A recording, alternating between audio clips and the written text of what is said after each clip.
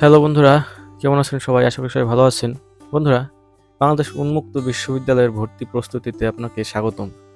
বন্ধুরা, অনেকেই আছেন যে বাংলাদেশের উন্মুক্ত বিশ্ববিদ্যালয়ে বিভিন্ন কোর্সে ভর্তি হতে চান। তার মধ্যে একদম একেবারে চয়েসের ফার্স্ট লিস্টে থাকে এলএলবি ভর্তি। অর্থাৎ বন্ধুরা, আপনারা অনেকেই আছেন যারা কিন্তু এলএলবিতে ভর্তি হতে চান। অনেকে আমাকে হোয়াটসঅ্যাপে মেসেজ করছেন যে ভাইয়া এই এলএলবি সম্পর্কে এটা বলেন, ওইটা বলেন, এটা বলেন, বিভিন্ন কোয়েশ্চেন। তো বন্ধুরা, আগে এলএলবিতে চান্স পাবেন তারপর তো পড়াশোনা করবেন, তাই না? এখানে কিন্তু অনেক কম্পিটিশন। তো সেক্ষেত্রে আপনাকে কিন্তু প্রথমে এখানে চান্স পেতে হবে। সেখানে ভর্তি পরীক্ষা অনুষ্ঠিত হবে। সেখানে চান্স পাবেন, তারপরে পড়বেন। তখন আপনি প্রশ্ন জিজ্ঞেস করবেন যে ভাই এলএলবি ভালো কি নাকি এলএলবি খারাপ, এখানে এলএলবি এলুমনাই কেমন, এখানে এলএলবি প্র্যাকটিক্যাল কি কোর্টে নেওয়া হয় কিনা, বিভিন্ন প্রশ্ন পরবর্তীতে চলে আসে। তো বন্ধুরা, আপনাকে প্রথমে চান্স পেতে হবে। তো সেজন্য আপনাকে এই এলএলবির যে ভর্তি পরীক্ষা অনুষ্ঠিত হয় এখানে প্রশ্ন প্যাটার্ন জানতে হবে যে আসলে এই প্রশ্ন প্যাটার্ন কেমন হয়, এখান থেকে কিভাবে কোন টপিক থেকে প্রশ্ন আসে। বন্ধুরা, এটা কিন্তু খুব গুরুত্বপূর্ণ একটি ভিডিও হতে যাচ্ছে। যদিও আমার ভিডিওর ক্যামেরা কোয়ালিটি ভালো না, আমার ভিডিওর ব্যাকগ্রাউন্ড ভালো না, আমি ভালো না, কিন্তু আমি আপনাদেরকে চেষ্টা করি ভালো কিছু দেওয়ার জন্য। তো বন্ধুরা, এলএলবির কিন্তু ভর্তি পরীক্ষা অনুষ্ঠিত হবে জানেন 4টি সাবজেক্টের উপরে। এক হচ্ছে বাংলা, ইংরেজি, তারপর আন্তর্জাতিক বিষয়াবলী এবং বাংলাদেশ বিষয়াবলী। বন্ধুরা, একটি ভিডিওতে কিন্তু 4টি টপিক শেষ করা সম্ভব না। তো আমি প্রথমেই চেষ্টা করব, যেহেতু সবথেকে কঠিন হয় ইংরেজি, তো ইংরেজি দিয়ে প্রথমে শুরু করার।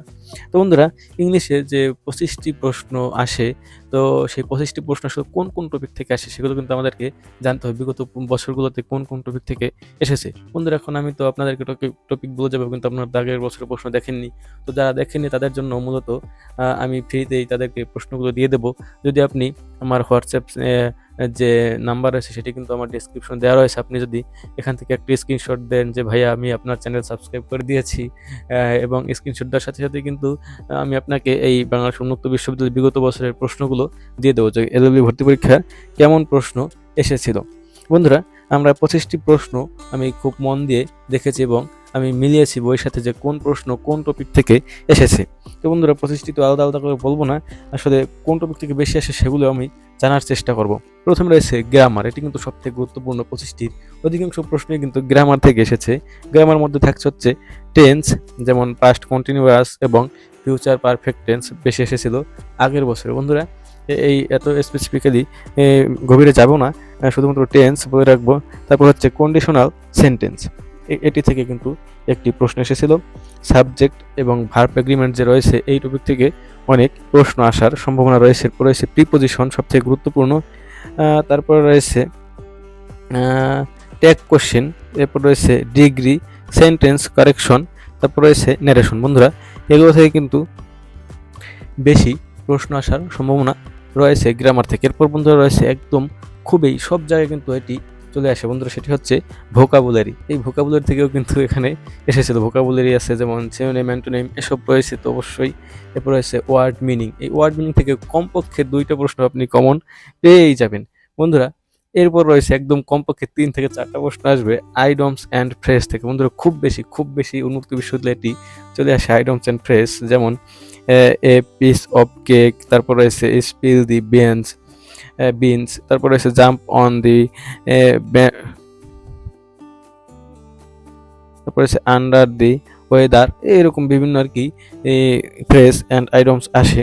এরপর বন্ধুরা একটু কম আসে লিটারেচার থেকে, কিন্তু তারপরে কিন্তু কমপক্ষে একটি প্রশ্ন আপনি কমন পাবেন সাহিত্য থেকে, অর্থাৎ ইংরেজি সাহিত্য থেকে। বন্ধুরা, এগুলো থেকে কিন্তু 25টি প্রশ্ন, যদি এই টপিকগুলো আপনি শেষ করে যেতে পারেন তাহলে কিন্তু এখান থেকে কমপক্ষে আপনার 20+ প্রশ্ন কমন পড়বেই। বন্ধুরা, ফাইনালি আমরা জেনে নেবো যে আসলে অনেক তো বকবক করলাম, ভিডিওর মেইন সামারি কি। বন্ধুরা, সবথেকে বেশি প্রশ্ন আসে গ্রামার অ্যান্ড আইডমস থেকে, অর্থাৎ প্রবাদ প্রবচন রয়েছে যে, এবং ব্যাকরণ থেকে কিন্তু বেশি প্রশ্ন আসে, যেমন প্রিপোজিশন, আইডমস অ্যান্ড টেন্স এবং সেন্টেন্স কারেকশন। এই 4টি টপিক থেকে সবথেকে বেশি প্রশ্ন এখানে এসে থাকে। বন্ধুরা, এই ছিল বাংলাদেশ উন্মুক্ত বিশ্ববিদ্যালয়ে কোন টপিকে প্রশ্ন আসে, প্রশ্নের প্যাটার্ন সম্পর্কিত একটি ভিডিও।